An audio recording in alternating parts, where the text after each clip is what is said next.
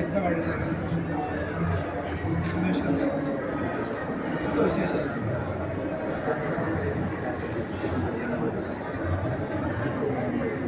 ಎಲ್ಲರೂ ಹೇಳ್ತಾ ಇದ್ದಾರೆ, ತುಂಬ ಒಳ್ಳೆದಿದ್ದಾರೆ.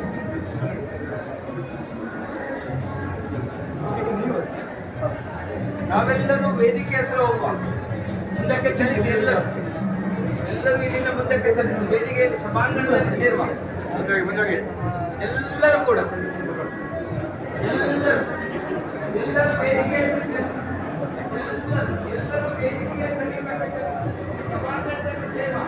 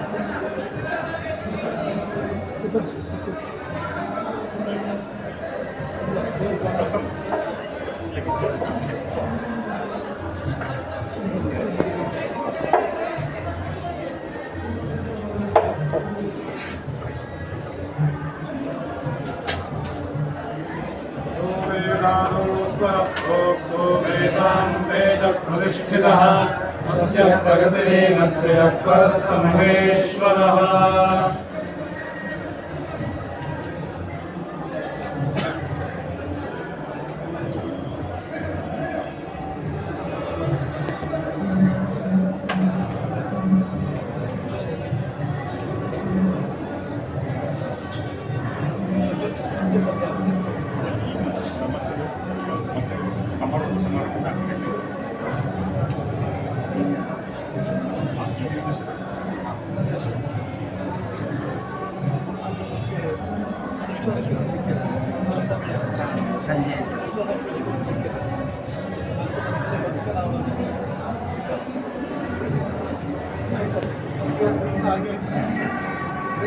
ಸರಿಯಾದ ಸಮಯ ನನಗೆ ಇವಾಗ 12 ಗಂಟೆ ನಂತರ ಅಂದರೆ 11 ಕಾಲ ಆಗಿದೆ. ಬ್ರಹ್ಮಾಂಶ ಹಾಗೆ 3 ಗಂಟೆ ಬೇಕಾಗ್ತದೆ.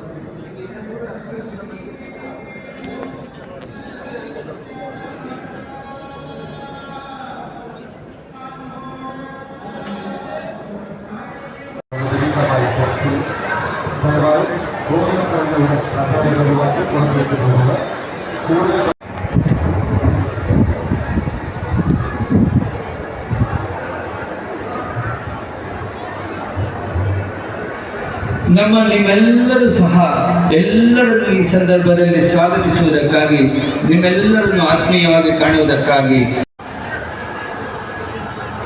ನಮಃ ಶಿವಾಯ.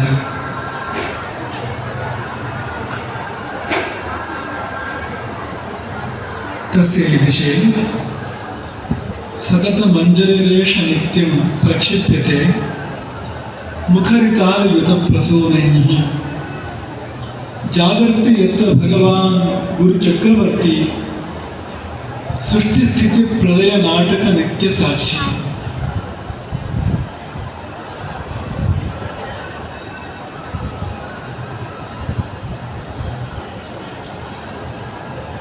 अपहर्तारं दातारं सर्वसम्पदां लोकाभिरामं श्रीरामं भूयो भूयो नमाम्यहम्। नमः शिवाय सांबाय सगणाय ससूनवे सनन्दिने सगंगाय सवृषाय नमो नमः। ഭക്ഷണം വിതരണം ചെയ്യുന്ന സ്വയംസേവകർ ദയവായി വിതരണം വേഗത്തിലാക്കുക. ഭക്ഷണം വിതരണം ചെയ്യുന്ന സ്വയംസേവകർ ദയവായി വിതരണം വേഗത്തിലാക്കുക. ಆಹಾರ ವಿತರಣೆ ಮಾಡುತ್ತಿರುವ ಸ್ವಯಂಸೇವಕರು ದಯವಿಟ್ಟು ವಿತರಣೆಯನ್ನು ವೇಗಗೊಳಿಸಿ. ಆಹಾರ ವಿತರಣೆ ಮಾಡುತ್ತಿರುವ ಸ್ವಯಂಸೇವಕರು ದಯವಿಟ್ಟು ವಿತರಣೆಯನ್ನು ವೇಗಗೊಳಿಸಿ.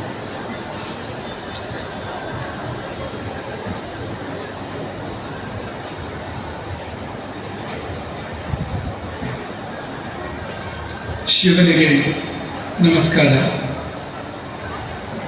ಶಿವನ ಪ್ರಿಯ ಭಕ್ತಾದಿಗಳು, ಅರ್ಧ ಶರೀರವೇ ಆದಂತಹ ಪಾರ್ವತಿಗೆ ನಮಸ್ಕಾರ. ಪ್ರಿಯ ಭಕ್ತಾದಿಗಳು, ಪ್ರಸಾರ ಭಾಗವತಿಗಳ ದಯವಾಯಿ ವ್ಯಕ್ತಿ ಮುನ್ನಡೆಸುತ್ತಿದೆ. ಶಿವನ ಗಣಗಳಿಗೆ ನಮಸ್ಕಾರ. ಶಿವನ ಸಂತಾನಕ್ಕೆ ಒಬ್ಬ ವಿಘ್ನ ವಿನಾಶಕ, ಇನ್ನೊಬ್ಬ ವಿಜಯಪ್ರದಾಯಕ ಅಂಥ ಶಿವನ ಎರಡು ಸಂತಾನಗಳಿಗೆ ಗಣಪತಿ ಮತ್ತು ಸ್ಕಂದನಿಗೆ ನಮಸ್ಕಾರ. ಶಿವನ ವಾಹನ ನಂದಿಗೆ ನಮಸ್ಕಾರ. ನಂದಿಯು ಆನಂದಿಯು, ನಮಗೆಲ್ಲ ಆನಂದವನ್ನು ಕೊಡುವಂಥದ್ದು, ಸ್ವತಃ ಪದ್ಮರೂಪವಾಗಿರುವಂಥದ್ದು ಅಂಥ ಶಿವನ ದಿವ್ಯ ವಾಹನಕ್ಕೆ ನಮಸ್ಕಾರ. ಶಿವನ ಮುಡಿಯಲ್ಲಿ ಅಲಂಕಾರವಾಗಿರ್ತಕ್ಕಂಥ ಗಂಗೆಗೆ ನಮಸ್ಕಾರ. ಸಮಸ್ತ ಶಿವ ಪರಿವಾರಕ್ಕೆ ನಮಸ್ಕಾರ. ಆ ಶಿವ ಪರಿವಾರ ಕೈಲಾಸದಿಂದ ದಕ್ಷಿಣದ ಕಡೆಗೆ, ನಮ್ಮ ಕಡೆಗೆ ನಡೆತಂದು ಇಲ್ಲಿ ಪೆರಡಾರದಲ್ಲಿ ಉದನೇಶ್ವರದ ರೂಪದಲ್ಲಿ ಸಪರಿವಾರವಾಗಿ ಇಲ್ಲಿ ನೆಲೆಗೊಂಡಿದೆ. ಈ ಮಣ್ಣಿನ ಭಾಗ್ಯ, ಈ ಮಣ್ಣಿನ ಮಕ್ಕಳೆಲ್ಲರ ಭಾಗ್ಯ ಅದು ಎಂಬುದಾಗಿ ನಾವು ಭಾವಿಸ್ತೇವೆ. ಶಿವನ ಸ್ವರೂಪದಲ್ಲಿ ಒಂದು ವಿಶೇಷ ಇದೆ.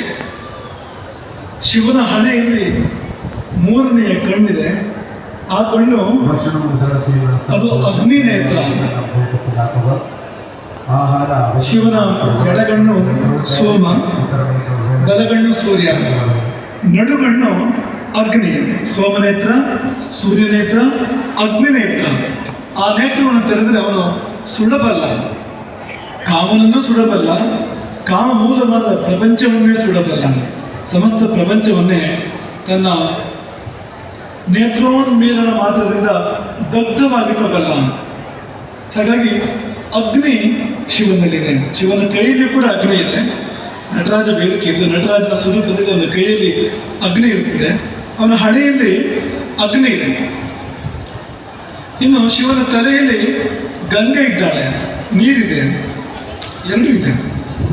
ಸತತವಾಗಿ ಹರಿದು ಭೂಮಿ ಕಡೆ ಬರ್ತಕ್ಕಂಥ ಜಲಪ್ರವಾಹ, ಗಂಗಾ ಪ್ರವಾಹ ಅದು ಕೂಡ ಇದೆ. ಅನ್ಯ ದೇವತೆಗಳಲ್ಲಿ ಇದು ದುರ್ಲಭ. ಬೆಂಕಿ ಇದ್ದಲ್ಲಿ ನೀರಿಲ್ಲ, ನೀರಿದ್ದಲ್ಲಿ ಬೆಂಕಿ ಇಲ್ಲ. ಅಗ್ನಿದೇವರಿದ್ದಾನೆ, ಅಲ್ಲಿ ನೀರನ್ನು ಸುಡುವಿಲ್ಲ, ಬೆಂಕಿ ಎಷ್ಟು ಬೇಕಾದರೂ ಇದೆ. ವರುಣ ಇದ್ದಾನೆ, ಅಲ್ಲಿ ನೀರು ಬೇಕಾದಷ್ಟಿದೆ, ಆದರೆ ಅಗ್ನಿ ಇಲ್ಲ. ನೀವು ವೈಕುಂಠಕ್ಕೆ ಹೋದರೆ ಅಮೃತದ ಸಮುದ್ರ ಇದೆ. ಅದರ ಮಧ್ಯೆ ಶಿವನ್ ನಾರಾಯಣ ಪೌಡಿಸಿದ್ದಾನೆ ಶೇಷಶಾಹಿಯಾಗಿ.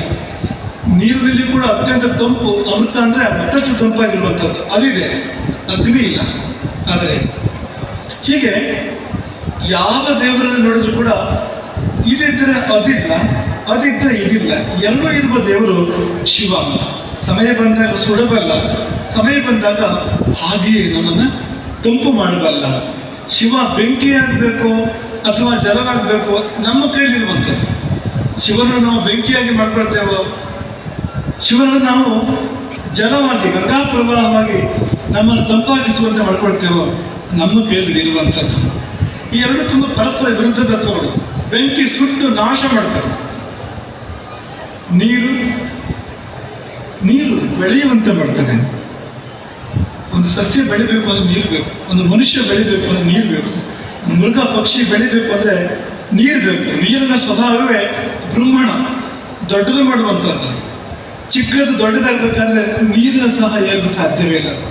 ನೀರಿದ್ದರೆ ಮಾತ್ರವೇ ಯಾವುದೇ ಚಿಕ್ಕದು ದೊಡ್ಡದಾಗಲಿಕ್ಕೆ ಸಾಧ್ಯ. ಬೆಳೆಯಬೇಕೆ ಎನ್ನುವಂಥದ್ದು ಸಂಪೂರ್ಣವಾಗಿ ನೀರನ್ನೇ ಅವಲಂಬಿಸಿದೆ. ಹಾಗಾಗಿ ಅವನು ಕಣ್ಣು ತೆರೆದ್ರೆ ನಾಶ, ಅದೇ ಅವನು ಗಂಗೆಯನ್ನು ಹರಿಸಿದರೆ ವಿಕಾಸ, ಬೆಳವಣಿಗೆ. ತದ್ವಿರುದ್ಧ ಎರಡು ಕೂಡ. ಬೆಳವಣಿಗೆ ಮಾತ್ರ ಅಲ್ಲ, ಸೃಷ್ಟಿ ಕೂಡ ನೀರಿನಿಂದ. ಒಂದು ಕಡೆ ನೀರು ನಿಂತಿದ್ರೆ ಅಲ್ಲಿ ಜೀವಗಳು ಸೃಷ್ಟಿಯಾಗ್ತದೆ. ಅಥವಾ ಯಾವುದಾದ್ರೂ ಗ್ರಹದಲ್ಲಿ ನೀರಿಂದ ಇದ್ದರೆ ಅಲ್ಲಿ ಯಾವ ಜೀವ ಕೂಡ ಇರಲಿಕ್ಕೆ ಸಾಧ್ಯ ಇಲ್ಲ. ಇವತ್ತು ಬಾಹ್ಯಾಕಾಶ ಸಂಶೋಧನೆ ಮಾಡುವಾಗ ಅವ್ರು ನೋಡುವಂಥದ್ದು ನೀರುಂಟ, ಯಾವುದೇ ಒಂದು ಗ್ರಹ ಅಥವಾ ಯಾವುದೇ ಒಂದು ಆಕಾಶಕ್ಕಾಗಿದ್ದು ನೀರುಂಟ.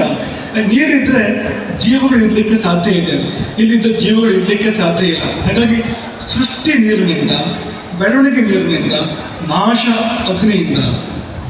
ಇದು ಇದೆ, ಅದು ಇದೆ, ಎರಡೂ ಇದೆ. ಬೆಂಕಿಯು ಶುದ್ಧ ಮಾಡ್ತದೆ, ನೀರು ಶುದ್ಧ ಮಾಡ್ತದೆ. ಅದು ಬೆಂಕಿ ಶುದ್ಧ ಮಾಡುವ ಕ್ರಮ ಬೇರೆ, ಸುಟ್ಟು ಶುದ್ಧ ಮಾಡ್ತದೆ. ಅದು ಬಂಗಾರವನ್ನು ಬೆಂಕಿ ಶುದ್ಧ ಮಾಡ್ತದೆ. ಹೇಗೆಂದ್ರೆ ಸುಟ್ಟು ಉರುಗಿ ಅಲ್ಲಿರ್ತಕ್ಕಂಥ ಚಿನ್ನ ಮಲ್ಲಧನ ಇಲ್ಲ ಅಂತ ಮಾಡಿ ಶುದ್ಧ ಮಾಡುವಂಥದ್ದು. ಸೀತೆ ಅಗ್ನಿಯನ್ನು ಪ್ರವೇಶ ಮಾಡಿ ಶುದ್ಧವಾಗಿ ಬರ್ತಾಳೆ, ಅದು ಬೇರೆ. ನೀರು ಹಾಕಲ್ಲ, ನೀರು ಸುಟ್ಟು ಶುದ್ಧ ಮಾಡೋದಿಲ್ಲ, ತಂಪು ಮಾಡಿ ಶುದ್ಧ ಮಾಡುವಂಥದ್ದು, ನಮ್ಮನ್ನು ತೊಳೆಯುವಂಥದ್ದು, ನಮ್ಮನ್ನು ನಿರ್ಮಲನ್ನಾಗಿ ಮಾಡುವಂಥದ್ದು. ಅದು ನೀರಿನ ಗುಣ. ಹರಿಯುವುದು ನೀರಿನ ಸ್ವಭಾವ, ಉರಿಯುವುದು ಬೆಂಕಿಯ ಸ್ವಭಾವ. ನೀರಿನ ಗತಿ ಸದಾ ಕೆಳಮುಖ, ಹರಿದು ಕೆಳಗಡೆ ಹೋಗ್ತದೆ, ನೀರು ಮೇಲ್ಗಡೆ ಹೋಗೋದಿಲ್ಲ. ಆದರೆ ಬೆಂಕಿ ಯಾವಾಗಲೂ ಊರ್ಧ್ವಮುಖ, ಅದು ಅಧೋಮುಖ ಅಲ್ಲ. ನೀವು ಉರಿಯುವ ಕೊಳ್ಳಿಯನ್ನು ತಲೆ ಕೆಳಗು ಮಾಡಿದರೆ ಜ್ವಾಲೆ ಮೇಲಕ್ಕೆ ಹೋಗುವಂಥದ್ದು ಹೊರತು ಜ್ವಾಲೆ ಕೆಳಕ್ಕೆ ಹೋಗೋದಿಲ್ಲ. ಪ್ರಸಿದ್ಧ ಮೂರ್ಧ್ವಜ್ವಲನಂ ಹವಿರ್ಭುಜ. ಬೆಂಕಿ ಯಾವಾಗಲೂ ಊರ್ಧ್ವಮುಖ ಹೊರತು ಅಧೋಮುಖ ಅಲ್ಲ ಅದು. ಹಾಗಾಗಿ ಅದು ಉಂಟು, ಇದು ಉಂಟು. ಅಧೋಮುಖವಾದ ಜಲವೂ ಉಂಟು ಶಿವನಲ್ಲಿ, ಊರ್ಧ್ವಮುಖವಾಗಿರ್ತಕ್ಕಂಥ ಅಗ್ನಿಯೂ ಉಂಟು. ಅವನಿಗೆ ಆಗ್ರಹ ಉಂಟಾದಾಗ ಹಣಗಂಡ ಅಂತ ಕರೀತಾನೆ. ನಿಮಗೆಲ್ಲ ಪ್ರಸಿದ್ಧವಾದ ಪ್ರಕರಣ ಗೊತ್ತೇ ಇದೆ, ಅದು ಕಾಮದಹನದ ಪ್ರಕರಣ. ತಪಸ್ಸು ಮಾಡುವಾಗ ಶಿವ ಅಂತರ್ಮುಖನಾಗಿದ್ದಾಗ, ವೈರಾಗ್ಯಪರನಾಗಿದ್ದಾಗ ಅವನ ಮೇಲೆ ಕಾಮ ತನ್ನ ಬಾಣಗಳನ್ನು ಪ್ರಯೋಗ ಮಾಡ್ತಾನೆ. ಅರವಿಂದಂ ಅಶೋಕಂಚ ಚ್ಯೂತಂಚ ನವಮಲ್ಲಿಕ ನೀನೋತ್ಪರಂಚ. ಪಂಚ ಬಾಣಗಳು, ಮನ್ಮಥನ ಬಾಣಗಳು. ಒಂದೊಂದೇ ಬಾಣಗಳನ್ನು ಪ್ರಯೋಗ ಮಾಡ್ತಾನೆ. ಅರವಿಂದವನ್ನು ಪ್ರಯೋಗ ಮಾಡಿದರೆ ಶಿವ ವಿಚಲಿತನಾಗಲಿಲ್ಲ, ಅಶೋಕವನ್ನು ಪ್ರಯೋಗ ಮಾಡಿದರೆ ವಿಚಲಿತನಾಗಲಿಲ್ಲ, ಚ್ಯೂತ ಮಾವಿನ ಹೂವು ಶಿವ ವಿಚಲಿತನಾಗಲಿಲ್ಲ, ಮಲ್ಲಿಗೆ ಹೊಸ ಮಲ್ಲಿಗೆ ನವಮಲ್ಲಿಕ ಶಿವ ಅಲುಗಾಡಲಿಲ್ಲ. ಕೊಟ್ಟ ಕೊನೆಯ ಅಸ್ತ್ರ ಕಾಮನ ಮಟ್ಟಿಗೆ ಬ್ರಹ್ಮಾಸ್ತ್ರ ನೀಲೋತ್ಪಲ, ಅದನ್ನು ಪ್ರಯೋಗ ಮಾಡಿದಾಗ ಆಗಲೂ ಕೂಡ ಶಿವ ದೊಡ್ಡ ವಿಚಲಿತ ಆಗಲಿಲ್ಲ.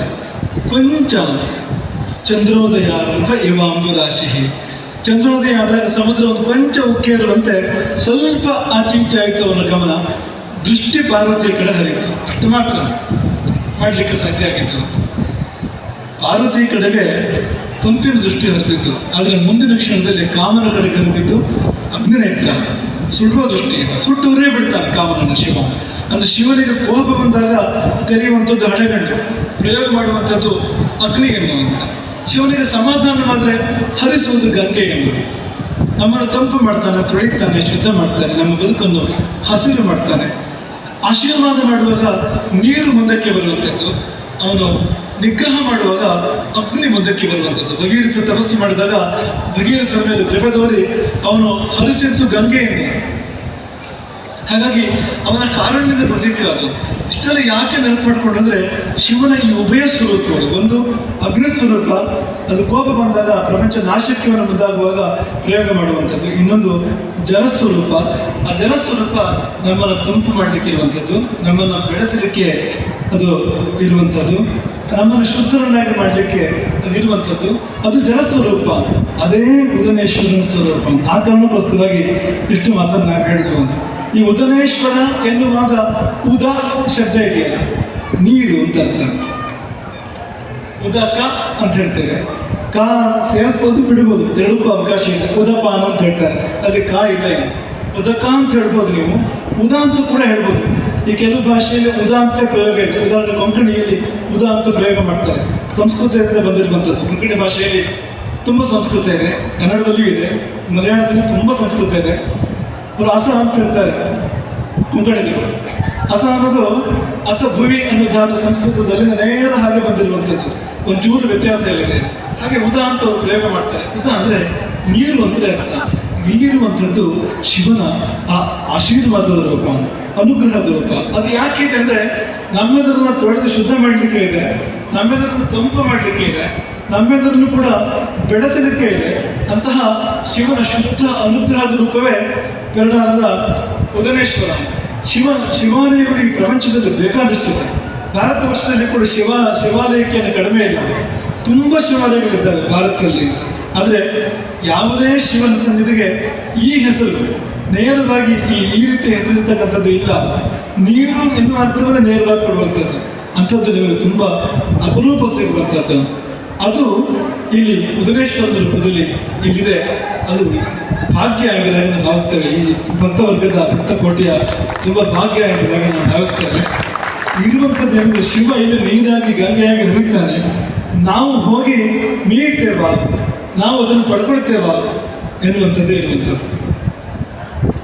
ಈಗ ನೋಡಿ, ಹತ್ತಿರ ಇರುವವರ ದೇವಸ್ಥಾನಕ್ಕೆ ಹೋಗೋದಿಲ್ಲ, ಊರಿನಲ್ಲಿ ಇರುವವರ ದೇವಸ್ಥಾನಕ್ಕೆ ಹೋಗೋದಿಲ್ಲ. ತುಂಬ ಜನ ಊರು ಬಿಟ್ಟು ಹೋಗಿ ಆಯ್ತು.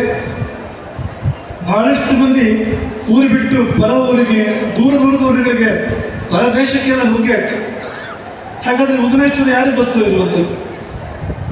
ಈ ಆಶೀರ್ವಾದ ಪಡ್ಕೊಳ್ಬೇಕಾದವ್ರು ಯಾರು ಅಂದರೆ ನಮಗೆ ತುಂಬ ಸಂತೋಷ ಆಗುತ್ತದೆ. ಏನಂದರೆ ಈ ಉದನೇಶ್ವರನ ಪುನಃ ಪ್ರತಿಷ್ಠಾ ಅಷ್ಟಬಂಧ ಬ್ರಹ್ಮಕಲಶೋತ್ಸವದ ಸಂದರ್ಭ ಇದೆಯಲ್ಲ, ಇದು ನಮಗೆ ಯಾವುದರ ಅರಿವನ್ನು ಮಾಡಿಕೊಡ್ತಾರೆ ಅಂದರೆ ಉದನೇಶ್ವರನ ಭಕ್ತರು ಎಲ್ಲಿಯೂ ಹೋಗಿಲ್ಲ, ಅವರು ಉದನೇಶ್ವರನ ಬಿಟ್ಟು ದೂರ ಹೋಗಿಲ್ಲ, ಅವರು ಉದನೇಶ್ವರನ ಒಟ್ಟಿಗೆ ಇದ್ದಾರೆ. ಇಲ್ಲದಿದ್ದರೆ ಇಂತಹದ್ದೊಂದು ಅದ್ಭುತವಾಗಿರ್ತಕ್ಕಂಥ ಒಂದು ಪುನರ್ ನಿರ್ಮಾಣ, ನವೀಕರಣ ಮತ್ತು ಅದ್ಭುತವಾಗಿರ್ತಕ್ಕಂಥ ಬ್ರಹ್ಮಕಲಶದ ಕಾರ್ಯಕ್ರಮ ಆಗಲಿಕ್ಕೆ ಸಾಧ್ಯ ಉಂಟ. ತುಂಬ ಚಂದದ ದೇವಸ್ಥಾನ ಅದು. ಮೊದಲಿದ್ದಾಗ ಈಗಿಲ್ಲ. ಮೊದಲು ಏನೇನೋ ಲೋಪದೋಷಗಳು ಅಂತಿತ್ತು, ಅದು ಯಾವುದೂ ಇಲ್ಲ. ಈಗ ಸ್ವಲ್ಪ ಕೊರತೆಗಳು ಅಂತ ಏನಿತ್ತೋ ಅಂಥದ್ದೆಲ್ಲ ಯಾವುದೂ ಇಲ್ಲ. ದೇವಸ್ಥಾನ ಹೇಗಿರಬೇಕು ಹಾಗಿದೆ. ಈಗ ಮಾಡಿರ್ತಕ್ಕಂಥ ದೇವಸ್ಥಾನ, ಹೀಗಿರ್ತಕ್ಕಂಥ ದೇವಸ್ಥಾನ ಇರಬೇಕಾದಂತ ಇದೆ. ದೇವಸ್ಥಾನ ಹೇಗಿರಬೇಕು ಹಾಗಿದೆ. ಹಾಗೆ ಈ ಬ್ರಹ್ಮಕಲಶದ ಕಾರ್ಯಕ್ರಮ ಕೂಡ ಅದು ಹೇಗಾಗಬೇಕೋ ಹಾಗೆ ಆಗ್ತಾ ಇದೆ. ನಾವು ಅನೇಕರನ್ನು ಕೇಳಿದ್ವಿ, ಹೇಗಾಗ್ತಾ ಇದೆ ಕಾರ್ಯಕ್ರಮ.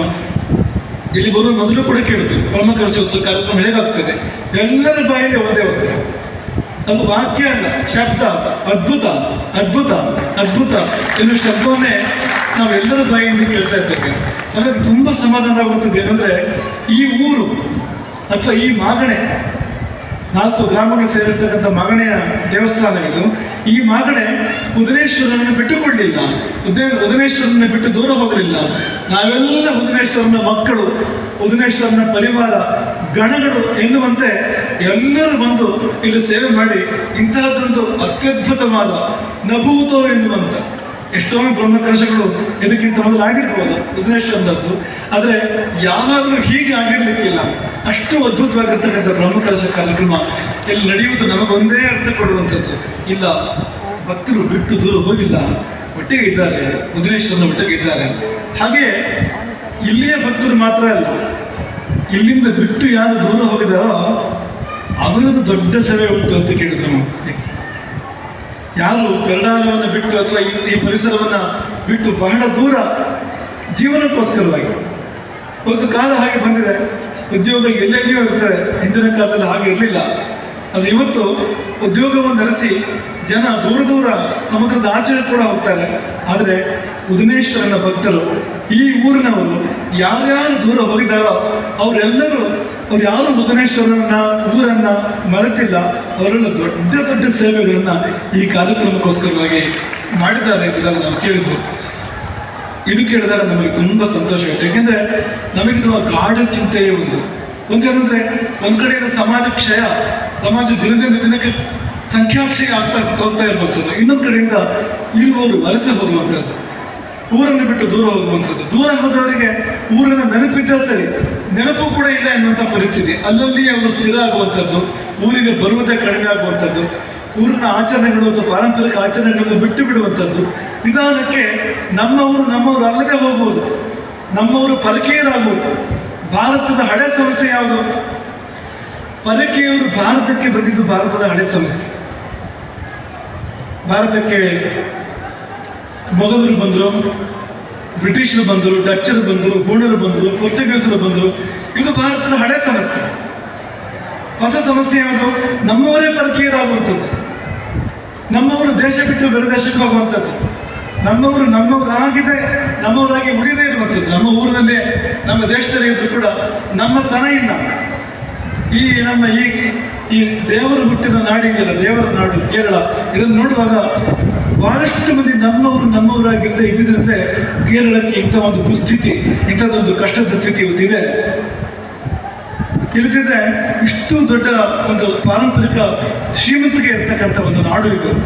ನೀವು ತಂತ್ರ ತೆಗೆದುಕೊಳ್ಳಿ, ವಾಸ್ತು ತೆಗೆದುಕೊಳ್ಳಿ, ಜ್ಯೋತಿಷ ತೆಗೆದುಕೊಳ್ಳಿ, ಇದಕ್ಕೆ ಸಮಾನ ಬೇರೆ ಯಾವುದೂ ಇಲ್ಲ. ಆದರೆ ಈ ನಾಡಿನ ಸ್ಥಿತಿಯನ್ನು ಗಮನಿಸಿದರೆ, ಇಲ್ಲಿಯ ಧಾರ್ಮಿಕತೆಯ ಸ್ಥಿತಿಯನ್ನು ಗಮನಿಸಿದರೆ ಕಣ್ಣಿನಲ್ಲಿ ನೀರು ಬರುವಂತೆ ಆಗ್ತದೆ ಅಂತ.